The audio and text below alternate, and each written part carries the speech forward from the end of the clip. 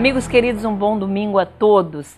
E mais uma vez, com a presença do nosso deputado Gerson Berger, do amigo jornalista Pedro do Couto, o programa Eu e Você está de novo no ar. E hoje eu diria que completo, pois nós falaremos de assuntos locais do nosso município, assuntos nacionais e também abordaremos a política internacional. Locais, falaremos mais uma vez do caos na saúde. Nacionais, vamos falar da pretensão do Renan Calheiros voltar a exercer a presidência do Senado. Nós abordaremos também o assunto nazismo no Brasil, tema de uma revista publicada pela Biblioteca Nacional, e a última do presidente do Egito, que manifestou o seu ódio ao Estado de Israel e o seu sentimento antissemita. Mas vamos ao primeiro assunto. Mais uma vez, com tristeza, nós vamos ter que falar negativamente da gestão do prefeito Eduardo Paes, que poderia ser poupado se tomasse posições mais enérgicas em relação ao seu secretário de saúde, que, escondido no ar refrigerado de seu gabinete, não venha público justificar mais uma falha grave em sua secretaria. Imaginem, o Hospital Municipal Jesus, que eu reconheço que é referência no atendimento pediátrico, está com o centro cirúrgico inoperante, deixando de realizar 400 cirurgias em média por mês, simplesmente porque seu sistema de ar-condicionado entrou em pane. Uma falta de responsabilidade com a vida de crianças, muitas esperando há mais de um ano para serem operadas. Segundo informações, Gerson e Pedro, nem consultas estão sendo marcadas. Médicos e funcionários do hospital afirmam que este ar-condicionado já vinha funcionando precariamente desde 21 de novembro passado e parou definitivamente no último dia 10 de dezembro. O Sindicato dos Médicos diz que a gestão do Hospital Jesus é caótica. A direção do hospital tinha que ter providenciado o seu conserto de imediato. Jamais esperar a sua paralisação total. Infelizmente, nem só a gestão do Hospital Jesus é caótica, mas sim todo o sistema municipal de saúde comandado pelo atual secretário Hans Dormann. Olha, se fosse num hospital particular, duvido que isso acontecesse. Um problema desses seria logo resolvido, não é, Gerson? Tereza, o grande problema é que os gestores públicos investem muito em equipamentos novos, mas se esquecem de cuidar da manutenção. Isso acontece com todos os equipamentos quando quebram. São encostados até deteriorarem completamente. Isso porque os órgãos públicos não têm mão de obra especializada para consertá-los. Muitos necessitam de peças importadas e aí, como o dinheiro é público, não sai do bolso dos administradores. Preferem comprar aparelhos novos, até por razões que, lamentavelmente, todos nós conhecemos. Toque o alarme da vergonha! Como é possível o atendimento, inclusive cirúrgico, ser interrompido por falta de ar-condicionado? Se a Secretaria de Saúde não teve capacidade de substituir, pelo menos emergencialmente, imagine o atendimento como está. Ontem, as notícias eram sobre a falta de médicos no plantão. Hoje, sobre a falta de ar-condicionado no hospital. E absolutamente incrível. O alarme tocou na hora certa. A situação é alarmante. Bom, minha gente, mas agora vamos passar para a política nacional. E Gerson e Pedro, eu fico impressionada como os políticos apostam na memória curta da nossa população. Vejam, Há pouco mais de 5 anos, o então presidente do Senado, Renan Calheiros, foi envolvido numa série de denúncias de corrupção. Para não ser cassado, renunciou ao mandato de presidente. Mas agora, passando uma borracha nesse passado, ele quer voltar e presidir novamente o Senado. Ele está agindo discretamente e somente na volta do recesso em fevereiro pretende anunciar esta decisão. E olha que as acusações que o envolveram foram graves. Por exemplo, Calheiros foi acusado de receber ajuda financeira de lobistas ligados a construtoras que teriam pago, entre outras coisas, suas despesas pessoais, como o aluguel de um apartamento e a pensão de sua filha com a jornalista Mônica Veloso. Gerson e Pedro, Renan volta a presidir o Senado? Ô Tereza, por mim, não volta. Mas ele está com muita vontade de voltar. O Renan Calheiros, após a eleição do Sarney, presidente do Senado, ele se articulou e voltou a ter o comando do PMDB. E até protagonizou algumas trombadas com a presidente Dilma, que nunca escondeu seu mal-estar com a possibilidade de Renan presidir o Senado no lugar de Sarney e parar qualquer negócio para presidir o Senado. No entanto, pelas notícias que têm aparecido na mídia, o que ele tanto temia está voltando, e até com novas denúncias, envolvendo agora um sistema de rádio que está em nome do seu assessor de gabinete, que teria conseguido 4 concessões em Alagoas.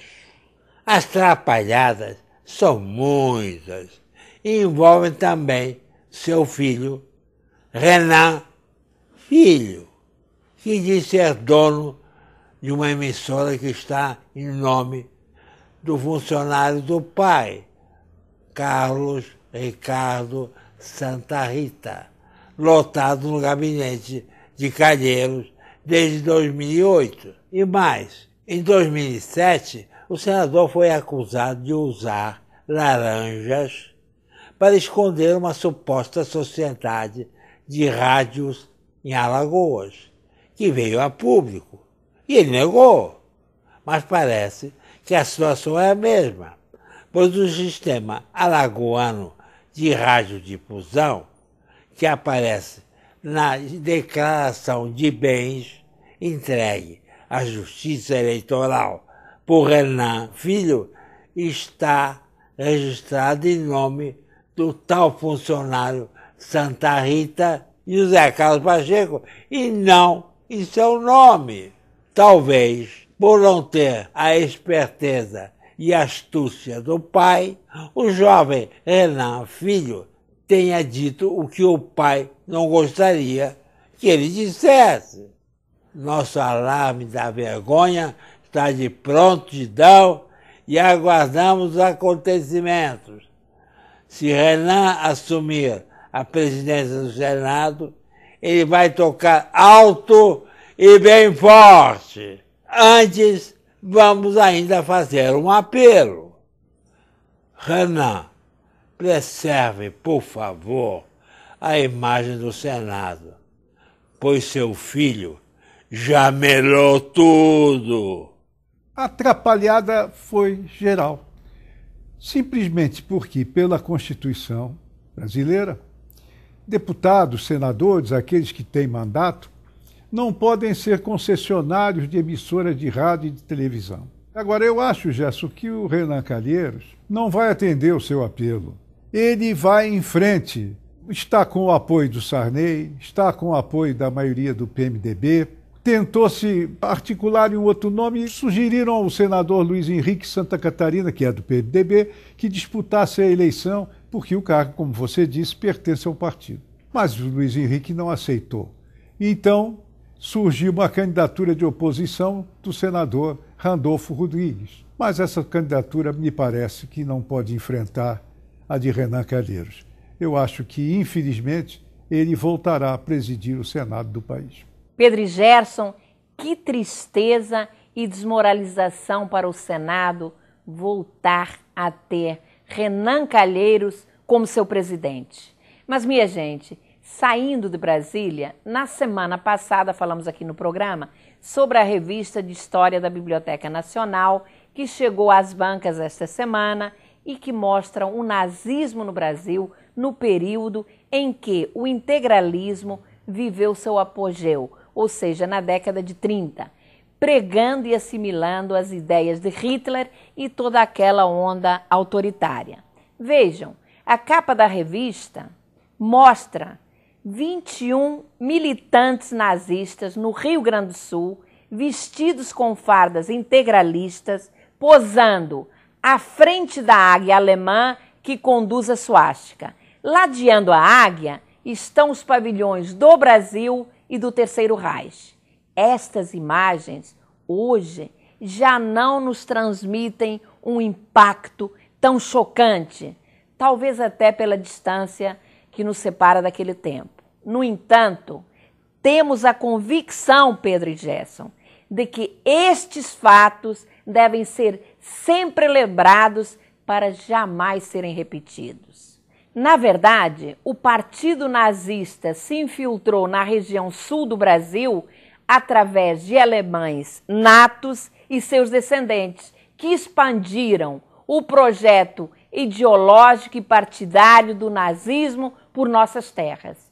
Os alemães, preconceituosamente, consideravam os brasileiros indolentes, preguiçosos, desinteressados pelo trabalho, incultos e facilmente influenciáveis. Vejam que a evidência destes argumentos tem respaldo na Constituição de 1934, que estimula a educação eugênica, isto é, discriminatória. Que loucura! O preconceito institucionalizado em forma de lei. Mas eu quero acrescentar que bem recentemente, aproximadamente 5 ou 6 anos atrás, me deparei e enfrentei na Câmara dos Vereadores um parlamentar, o Wilson Leite Passos, que quis ditar e aprovar um projeto de lei que criava a lei da eugenia, raça pura, no nosso município. Minha gente, conseguimos mandar o projeto para o arquivo. Mas vejam, estes direitistas, fascistas, adeptos do nazismo ainda existem entre nós e aguardam sempre uma chance qualquer para se manifestar. Não é mesmo, Gerson e Pedro? É, Tereza. Boa lembrança sua. Vivemos hoje, no nosso país, uma democracia plena, conquistada com sacrifício de muitos e que tem que ser preservada. Qualquer movimento preconceituoso e autoritarista tem que ser de imediato aniquilado. A revista História da Biblioteca Nacional, que eu recomendo, mostra que a Constituição Brasileira de 1934, no artigo 138, está claramente escrito. Preste atenção. Incumbe à União, aos Estados e aos municípios, nos termos das respectivas, estimular a educação eugênica, ou seja, absurdamente discriminatória. Esses conceitos foram especialmente aplicados aos filhos das classes trabalhadoras mais empobrecidas, entre eles órfãos, negros e fragilizados física ou mentalmente. Exatamente o que pregavam os nazistas pelo nacionalsocialismo, a raça pura. E saibam que nada mais, nada menos que 3 ministros da educação da era Vargas se identificaram com este ideal de base racista. Francisco Campos, Belisário Pena e Gustavo Capanema. Afrânio Peixoto defendeu a segregação de crianças e adolescentes degenerados como forma de garantir a saúde da nação. Uma deplorável mancha na história do nosso Brasil. A leitura dessa revista, agora nas bancas, é muito importante, pois nós todos sabemos que persiste no Brasil um certo silêncio sobre a atuação dos nazistas no nosso país, na era Vargas, e até mesmo do antissemitismo, a ponto de serem negados vistos a judeus massacrados pelo nazismo para imigrarem para o Brasil no pós-guerra, fugindo para buscar uma nova vida aqui entre nós. O mesmo não se pode dizer em relação aos nazistas no governo Vargas, entre 1935 e 1942, quando o Brasil se tornou uma espécie de seara livre para a circulação destes assassinos, que os ocultou e protegeu no julgamento de seus crimes contra a humanidade. E não se sabe até hoje qual foi o número exato deles entre nós. Mas, Tereza, também precisamos destacar aqueles que se opuseram a este cenário perigoso e de grandes incertezas criadas pelo nazifascismo. Merece especial destaque o chanceler Oswaldo Aranha pela sua postura antinazista de combate ao embaixador de Hitler no Brasil, Karl Ritter, também pela sua posição contra a perseguição aos judeus e todas as minorias, e sua forte influência junto ao presidente Vargas, que acabou se aliando aos Estados Unidos, declarando guerra à Alemanha. É isso aí, minha gente.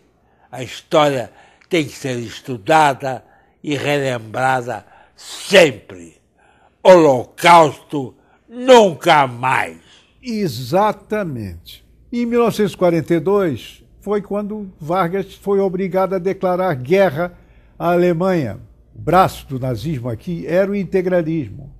O fato é gravíssimo, porque além de influência estrangeira nos destinos dos brasileiros, esta união ocultava uma traição à pátria, porque mais de 20 navios mercantes brasileiros foram afundados por submarinos alemães na costa, nas águas do país. Portanto, quem defendia o nazismo era, sobretudo, um traidor da pátria, porque esquecia o essencial, que era a agressão covarde e infame praticada pelos submarinos alemães contra navios brasileiros. Holocausto, nunca mais. E também nazismo, nunca mais. Pois é, mas nós estamos falando em intolerância, autoritarismo e desumanidade. E eu quero chamar a atenção para uma notícia que saiu na última quarta-feira num jornal conceituado da cidade e que, antes de entrar especificamente no assunto, devo manifestar a minha surpresa quanto ao espaço onde ela foi noticiada. Página 26, num canto no final desta página. Com exato cuidado de não receber destaque e ser lida por muitos poucos.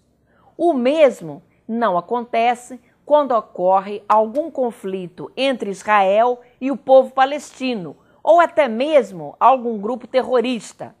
Ao menor revide do Estado de Israel, este é logo colocado como opressor e algoz, e o outro como vítima, mesmo sendo o agressor. Esta notícia, que dissemina mais uma vez o ódio e o antissemitismo, deveria ser notícia de primeira página. Infelizmente, foi para a 26ª, como eu disse há pouco. Há 2 ou 3 semanas atrás, quando entrevistamos aqui no programa o historiador Francisco Carlos, eu perguntei a ele se merecia confiança o acordo intermediado recentemente pelo Egito e Estados Unidos no conflito envolvendo o Hamas, que atacou civis em Israel através do envio de mísseis. Claro que Israel teve que revidar. A notícia que li no jornal na última quarta-feira prova que minhas suspeitas contra a participação do Egito neste acordo tinham fundamento. Vejam o que disse o presidente do Egito, Mohamed Morsi, num vídeo de 2010, quando então ele era integrante da Irmandade Muçulmana, referindo-se a judeus e sionistas. Esses vampiros que atacam palestinos, esses senhores da guerra, descendentes de macacos e porcos. Além disso, o vídeo mostrava Morsi exortando os egípcios a ensinarem a seus filhos e netos a odiarem judeus e sionistas. O curioso é que muitos acham que estas declarações do presidente do Egito podem gerar uma crise de confiança no exterior, principalmente com seu aliado fundamental, que é os Estados Unidos. O estranho é que outros analistas advertem que existe uma diferença entre as declarações apaixonadas do então líder da Irmandade Muçulmana e a postura pragmática do presidente do Egito. Para mim, objetivamente, Mohamed Morsi é um inimigo de Israel. Vestiu pele de cordeiro no caso do mediador do conflito entre Israel e o Hamas, com um único objetivo, de tirar proveito daquela situação e agradar aos Estados Unidos, de quem depende, e até mesmo para fortalecer o Hamas, que acabou sendo beneficiado naquela situação. Quero ouvir você, Gerson, e também o Pedro. Tereza, essa notícia, como você já colocou, divulgada de forma tão singela e parcial pelo jornal O Globo, mostra claramente a posição anti-judaica e anti-Israel do presidente do Egito, Mohamed Morsi, que agora, com toda certeza, mantém Israel numa atitude de alerta. Este líder egípcio merece uma condenação pública de todas as ações democráticas, em especial dos Estados Unidos, que também foi atacado, pois os vídeos mostram Morsi chamando Barack Obama de mentiroso, que prometeu ao mundo árabe palavras vazias, desprovidas de significado. O porta-voz da Casa Branca, Jay Carney, fez duras críticas ao presidente egípcio, classificando suas declarações de profundamente ofensivas e que contrariam a paz e o Egito democrático, pedindo também esclarecimentos. Esclarecimentos? Somente ele tem que se retratar. Suas odiosas posições não podem passar em branco. Suas palavras demonizando os judeus não condizem com as de um parceiro na busca pela paz, que ele disse que era ao mediar recentemente, junto com os Estados Unidos, o conflito entre Israel e o Hamas. Toca o alarme da vergonha! As palavras do presidente do Egito foram de uma infelicidade total. Como ele podia depois aceitar ser mediador de um conflito se ele tinha um conceito tão radical e negativo de uma das partes dele? Logo, é como disse aqui o Gerson, lobo em pele de cordeiro. Foi um desastre, não só para ele próprio, como pessoa, como político, como presidente de uma nação, mas para a própria nação, que tinha que repudiar tal conceito, porque significa partir de um preconceito que inviabiliza as negociações da tão esperada paz no Oriente Médio. Foi um desastre. Olha, minha gente, este último assunto realmente é deplorável e só merece a nossa indignação. Mas o nosso tempo acabou. Eu agradeço a participação do Gerson e do Pedro. A você que nos assiste, o nosso especial agradecimento. Tenha uma excelente semana. Nos encontramos no próximo domingo, às 12 horas, aqui na CNT. Até lá!